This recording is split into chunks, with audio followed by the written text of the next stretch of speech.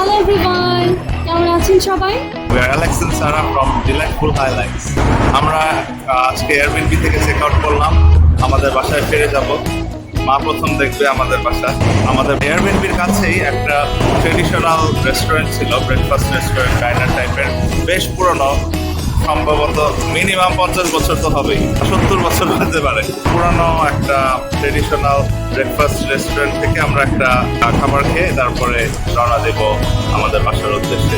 আর যিনি খাবারটা বানান ওনার বয়সটা কত? ওনাকে দেখলে মনে হয় যে মানে 90-এর কাছাকাছি হবে তার বয়স। এই জন্য এটা আমাদের ইন্টারেস্ট যে উনি এত বয়স্ক একজন মানুষ, উনি হচ্ছে প্রতিদিন সার্ভ করতেছে, উনি রেস্টুরেন্টটা চালাচ্ছেন। তাহলে খাবারটা খেয়ে দেখি। ওর ওয়ার্কাররা বলতো এরকম যে আচ্ছা ওনার দোকানে যে খেতে হবে। আরেকজন আবার বলতো উনি বেঁচে আছেন। তো আমরা এখন অসহা আছি, এয়ারবিএনবি থেকে চেক আউট করে খেয়ে অসহা থেকে টরন্টো যাবো, স্কারবোর এরিয়া বাকি দেখিয়ে আমরা আমাদের বাসায় সেন্ট ক্যাথরিনসে ফেরত যাব। আর মা হচ্ছে এসেছে 2 মাসের। মা হচ্ছে এখনো এয়ারবিএনবিতেই ছিল। আমাদের ওয়ার্ক ট্রিপ আজকে শেষ হলো, আর মা প্রথমবারের মতো আজকে আমাদের নিজেদের বাড়ি দেখবে। এখানে খেয়ে টরন্টোর পুরাতন অ্যাপার্টমেন্ট এরিয়া আর বাড়ি যাওয়ার পথ আপনাদের সাথে শেয়ার করব। যিনি ওনার বৃদ্ধ মহিলা, যিনি রেস্টুরেন্টটা চালান, রান্না করেন, তার গাড়ি, এবং এইটা হচ্ছে তার রেস্টুরেন্ট। আমি ওনাকে দেখার জন্য অনেক এক্সাইটেড। আর এটা হচ্ছে উনি হচ্ছেন ওনার ছেলে। Hello, how are you?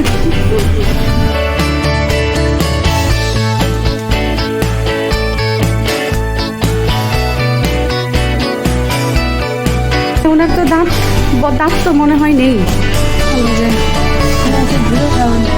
হ্যাঁ, উনি রান্না করেন।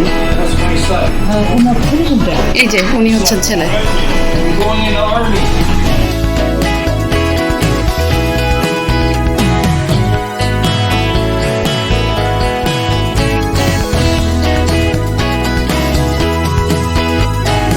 জোরে বলো, আমরাও শুনি।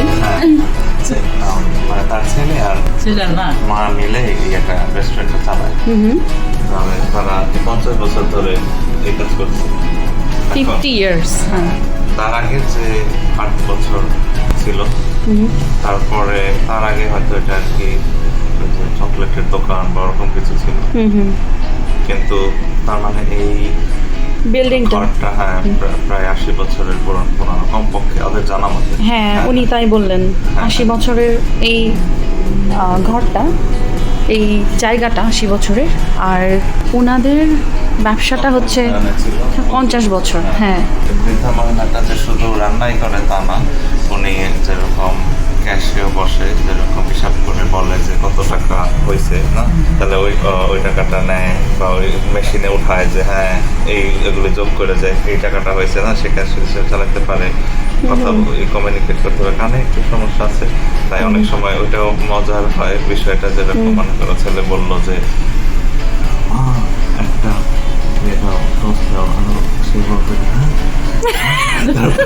তারপরে এরকম কয়েকবার শোনার পরে তারপরে সে বুঝতে পারবে, তারপরে এটা করবে। অনেক সুইট আছে। হ্যাঁ, না সে সবকিছুই চালিয়ে নিতে পারে। হ্যাঁ, খুবই সুইট। সকাল 6:30 থেকে সে শুরু করে কাজ। কি অবস্থা! আর অনেকে মনে করতে পারেন যে এত বয়সে ওনাকে হয়তো জোর করে কাজটা করানো হচ্ছে, কিন্তু আসলে উনি নিজে থেকে যে খুশি মনে করেন এটা বোঝা যায় না, এই বিষয়টা বোঝা যায় যে উনি চায় যে আমি যতদিন পারবো আমি এটা চালাবো। হ্যাঁ, হ্যাঁ, আমি নিজেই চালাবো, নিজে একটা কাজ করবো, নিজে মানুষদের খাওয়াবো, না ওই বিষয়টা সে আনন্দ পায়। আর বাইরে যে দেখলাম ওটা তার নিজের গাড়ি। হ্যাঁ, উনি নিজে গাড়ি চালিয়ে আসেন। কত স্মার্ট! আর এখানে খুব সুন্দর সুন্দর ওয়াল পিকচার আছে।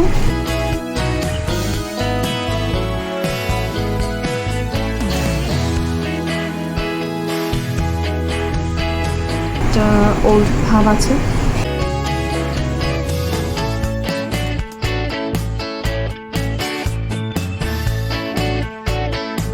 এটা আমাদের খাবার এসেছে। এটা হলো ওয়েস্টার্ন টোস্ট। এটা কানাডায় পাওয়া যায়, কিন্তু আমেরিকায় এটা পাওয়া যাবে না, খুব একটা পপুলার না। আচ্ছা, কি হ্যাম দিয়ে বানানো হয় অমলেটের মতো, আর যেরকম দেখো কত মোটা। Right. এটাও এত মোটা এই দোকান ছাড়া আমি দেখিনি।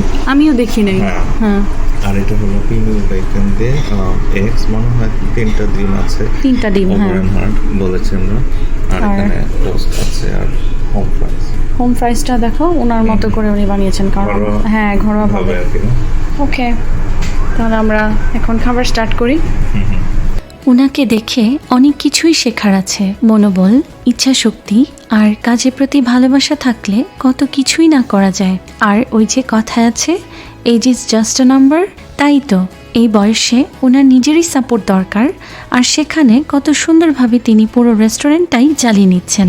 মানুষকে সম্বোধন করা থেকে শুরু করে সমস্ত রান্নাবান্না, টাকা পয়সার হিসাব সবই কিন্তু উনিই সামলাচ্ছেন। আমার কাছে তো উনি একজন দৃষ্টান্ত হয়ে রইলেন।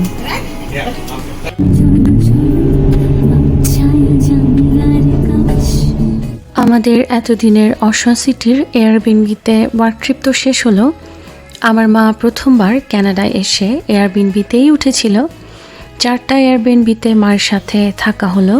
আমার খুব ইচ্ছা ছিল আমরা ওয়ার্ক ট্রিপে কীভাবে থাকি সেটা মাকে দেখানোর। সেটা তো হয়ে গেল, আর আমরা সবাই দিনগুলো খুব এনজয় করেছি। আজ প্রথমবারের মতো আমাদের কেনা নিজেদের বাড়িতে মাকে নিয়ে ফেরত যাচ্ছি। যাওয়ার আগে ভাবলাম মাকে টরন্টোর অ্যাপার্টমেন্টটা বাইরে থেকে দেখিয়ে আনি, যেখানে আমি 2018-তে এসে প্রথমবার উঠেছিলাম। ওয়ার্ক ট্রিপে আমাদের হোটেলেই থাকা হয় বেশিরভাগ, তবে মায়ের জন্য এবার এয়ারবিএনবি নিয়েছি। বাড়ি কেনার আগে আমরা কানাডার ওয়ার্ক ট্রিপগুলোতে এয়ারবিএনবি আর ইউএসের ওয়ার্ক ট্রিপগুলোতে হোটেলে থাকতাম। পরে আমি যখন ইউনিভার্সিটিতে ভর্তি হই তখন আমরা বাসা ভাড়া করেছিলাম, আর ইউনিভার্সিটি চলাকালীন সময়ে আমাদের বাড়ি কিনেছিলাম আমার ইউনিভার্সিটির কাছাকাছি এলাকায়। আর ওয়ার্ক ট্রিপে কোথাও পাঠালে থাকা খাওয়ার খরচ কিন্তু অ্যালেক্সের কোম্পানি বহন করে। এই তো মাকে নিয়ে আমরা চলে এসেছি টরন্টোর আগের অ্যাপার্টমেন্টে। এটাতে আমি প্রথম উঠেছিলাম কানাডা এসে। এটা আমাকে দেখালাম। এদিকে পার্কিং ছিল না। আরে যেই পার্কিং, এই যে দিক দিয়ে আমরা ঢুকে যেতাম, এইদিকে গারাজ দেখছো মা, এই গারাজ দিয়ে ঢুকে যেতাম। আমাদের অ্যাপার্টমেন্টটা ছিল 21 তলায়, রাইট? 21। আর এদের সামনে দেখো এখানে একটা টেনিস খেলার জায়গা। আচ্ছা, এই যে এই এই পার্কে তো আমরা গিয়েছিলাম। মা এদিকে কমপ্লেন করতেছে।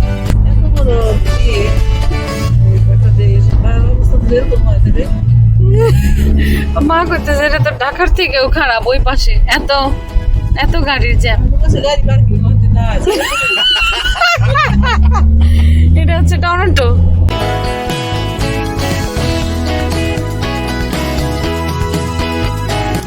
এটা হচ্ছে টরন্টোর মেইন ডাউনটাউন, যেখানে সিএন টাওয়ার, রজার্স সেন্টার, তার পাশের হাইওয়ে দিয়ে কন্টিনিউ করছি। টরন্টো আসা যাওয়া করলে এই হাইওয়েটাই আমরা বেশি ইউজ করে থাকি। Toronto, Burlington, Hamilton, Grimsby, Stoney Creek, London, অনেকগুলো সিটি পার হয়ে আমাদের বাসা সেন্ট ক্যাথরিন সিটিতে। কাজে এই বার্লিংটন ব্রিজে আমাদের প্রতিনিয়ত পথ চলার চল আছে। বার্লিংটন ব্রিজ থেকে দুই পাশের ভিউটা অসাধারণ সুন্দর। প্রত্যেকবার দেখি আর প্রত্যেকবারই ভীষণ সুন্দর। তবে এই প্রথমবার দেখলাম pink water. kind of like an aurora on the water.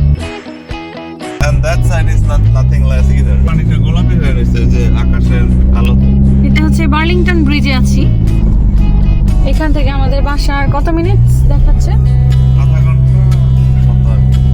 আধা ঘন্টা। আচ্ছা, বার্লিংটন থেকে।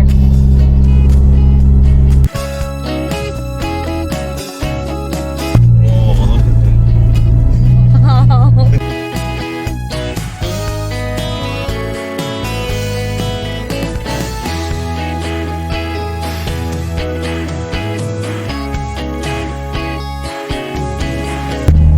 ওর এরকম বার্লিংটনেও প্রজেক্ট ছিল আগে, বার্লিংটন অফিসে সে কাজ করতো। সো এটা ওর প্রতিদিনের হাইওয়ে ছিল না?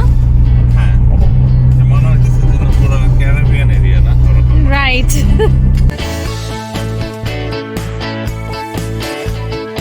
জামাইকা, ডমিনিকান রিপাবলিক না?